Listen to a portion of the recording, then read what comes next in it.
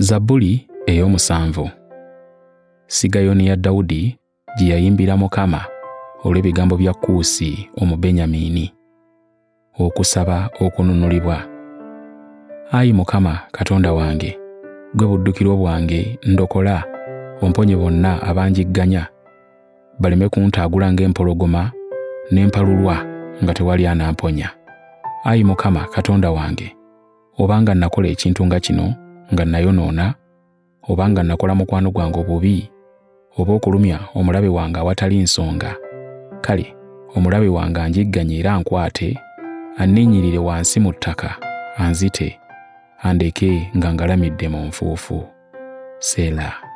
Yimuka, Ayi Mukama, mu busungu bwo, weesimbewo olwanyise abalabe bange abakambwe. Golokoka Katonda wange, osalewo mu bwenkanya.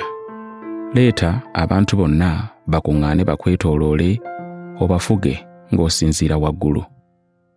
Ayi Mukama, asalira abantu bonna omusango, sala omusango gwange nsinge, kubanga omanyi nga siriiko musango. Gwe Katonda omutuukirivu akebera emitima n'ebirowoozo, komya okwonoona kw'ababi, onyweza abatuukirivu. Katonda ye ngabo mwe neewogoma, alokola abalina omutima ogw'amazima.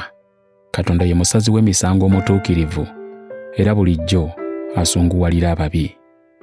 Omuntu bw'atakyuka ne yeenenya, Katonda ajja kuwagala ekitala kye, aleeze omutego gwe okulasa akasaale. Era amuteekeddeteekedde ebintu ebirimutta, ayengerezza obusaale bwe. Laba, omubi alowooza okukola ekibi, ajjudde ettima era ayogera eby'obulimba. Obunnya bw'asima n'awuukuula, yabugwamu yennyini.